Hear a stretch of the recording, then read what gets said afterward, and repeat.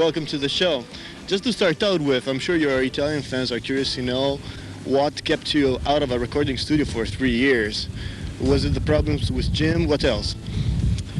We had to find a new guitar player, had to rehearse with him, had to write new songs, take a little bit of a break too, which was nice.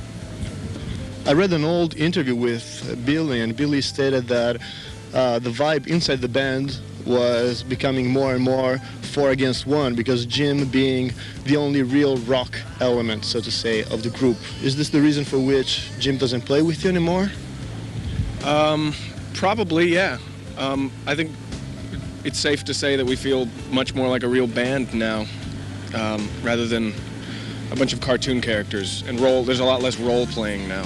Yeah, and as interesting as it probably was for everyone that was watching, it was fun to have a freak like Jim in the band for a while, but after a while it just got a little tiresome for all of us. It was much more fun to look at from a distance. On the inside it wasn't very fun.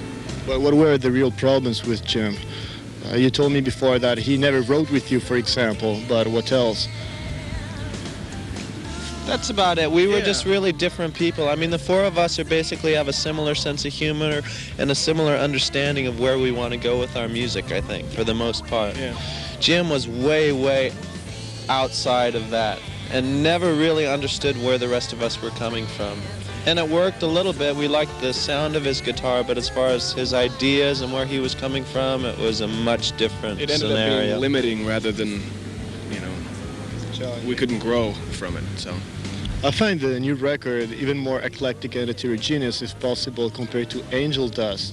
Was this possibly because Jim's guitar playing was sometimes flattening in the past, or was this because you had more time to experience the extremes, or it just happened by accident?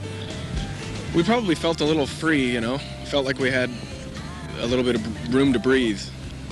So maybe we stretched out a little bit. As far as being more eclectic, I think the intention was to strip things down a little bit more with this record and make things a little simpler. So it's probably more than anything just the direction in which we were going. And who's playing guitar with you now? A fellow named Dean Menta. But he's not the same guy who's going to play live with you, or is he? No, he's the guy who's going to play live with us. He wasn't on the record. A guy named Trey was on the record. Dean is just simply Jennifer Finch's boyfriend. We read any kind of story on shit terrorism, pissing and piss drinking on stage, strange stage and hotel, let's say, antics on your part. Where do those things come from? Boredom, trying to be punk rock updated with the trend right now, or what else? I better not comment on that. All right.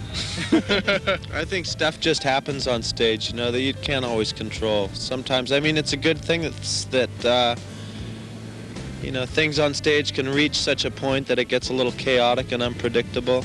But it's not like anyone in the band, Mike especially, thinks ahead that, oh, today I'm going to do this or tomorrow I'm going to do that. It's just kind of spontaneous in the moment. Whatever happens, happens. That's healthy, I think. It's almost like you have immunity for about an hour and a half when you're playing. And basically anything that you do, you may not have to atone for immediately. You may not have to pay for it. So you want to take that hour and do as much as you can with it because it's free. What does the title of the record mean to you? Is it some sort of carpe diem for fools, like enjoy your 5 minutes of fame, as Andy Warhol would put it, or it just sounded right to you? Yeah. I think it has a nice ring to it, and that's about as far as it goes. Yeah, that's as far as it goes. As far as Andy Warhol, I think that's bullshit. Some people have 15 minutes of fame. Some people have, 6 years of fame. Whatever. Ok, questo è tutto per la prima parte dell'intervista. Torneremo con i Faith No More dopo il break pubblicitario, ma prima la loro midlife crisis.